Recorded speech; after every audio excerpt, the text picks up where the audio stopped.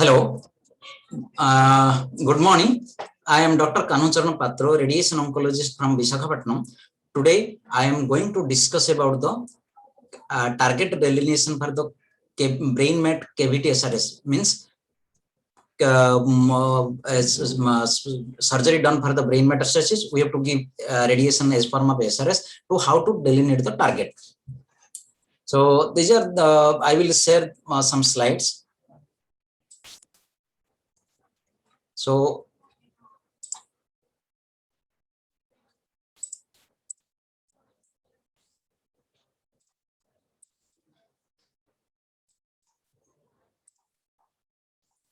So let's start about the cavity target delineation brain met cavity SRS.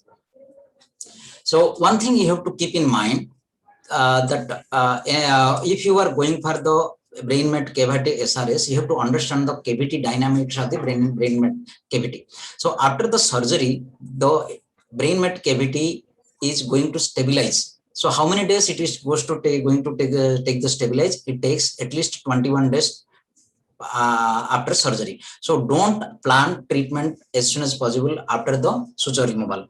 At least wait for 21 days. Take planning CT or planning MRI according to your need and do the target delineation. Here is the good article. You can go through this article, and if you see the cavity dynamic volume stabilizes around after 22 days, 21 days. So at least wait for the 3 weeks, then do a planning MRI, then do a planning CT and fuse and go ahead with the target delineation. At least we have to wait after surgery for 21 days.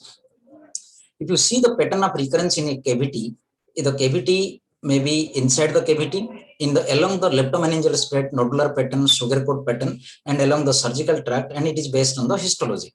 So time to interval to cavity dynamic. Here I did a SRS for the cavity, brain met cavity. So surgery date is 23rd June 2020. MRI done on 17 July, that is 24th day after post-op, and CT planning around 28th day after post-op. So you don't have to be hasty to do the SRS. You should wait for 21 days to 28 days to take the CT planning and CTMR. So if you see the leptomeningeal recurrences after surgical resection of brain mets, there are two patterns of recurrence. One is the nodular pattern, another is the sugar coat pattern along the sulci and cranial nerves. So most common is the nodular pattern, and so there is a risk for the leptomeningeal disease is a breast cancer histology, piecemeal resection, posterior fossa location, multiple brain mets, and hemorrhagic cystic features. It thought that the increase due to the tumor spillage into the cerebral spinal fluid at the time of surgical resection. So remember, unlike other glioma, it spreads through the surgical cavity. So there are two types of recurrence. One is the nodular pattern, was defined as a new focal extraaxial distinct nodular enhancing lesion located on the leptomeninges or ependymoma. Classical LMD was a sugar coating. Enhancement was defined as the new linear or curvilinear enhancement of the leptomeninges involving the sulci of the cerebral hemispheres, cranial nerves, brainstem, cerebellar, and ependyma. So how to target do the delineation for the cavity SRS. So if you see this is the good article, you can go through the consensus contouring of the guidelines for the post-operative cavity SRS. And so I made it very simple.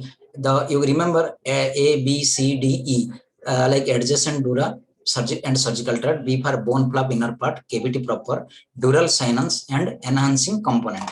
So you have to contour all those things, and at least you have to give 5 to 10 mm margin along the dura and 5 to 10 mm margin along the bone flap, and 1 to 5 mm 1 to 5 mm along the sinuses. These are the 1 to 5 to 10 mm along the dura, 1 to 5 mm along the bone flap, 1 to 5 mm along the sinus. These are the things. Exclude the edema, take the enhancing part, take the cavity.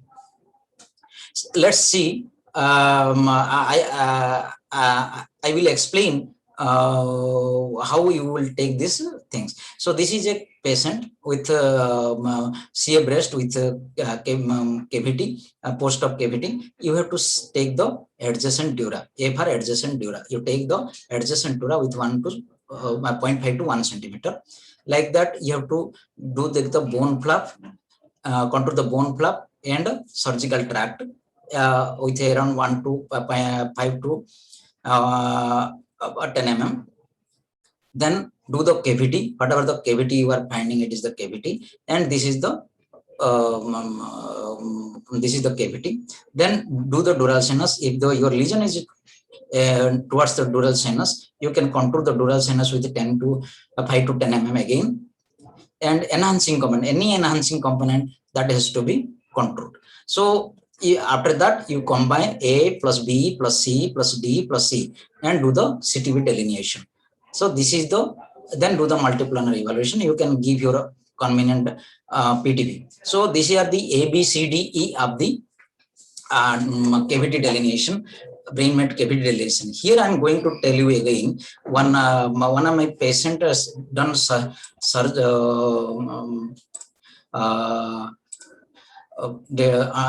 one of my patient undergone surgery in 2015 for shear thyroid. You can see the recurrence pattern here. So you can see along the dural sinuses, along the bone flap, along the surgical cavity. You can see here, you can see the pattern of recurrence. This is a nodular pattern of recurrence. You can see here how it is nodular pattern of recurrence it happens. So remember, this is the pattern of recurrence.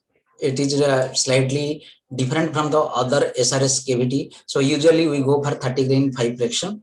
And you can see the nodular pattern along the sinuses, along the bony flap, along the surgical tract, along the dura. These are the legs like extra axillary material, and you can understand this the pattern of recurrence. So remember, when you are going for the brain met cavity SRS, do the contouring for the what I told about A, B, C, D, E. Remember again, adjacent dura, bony flap, surgical tract, cavity proper,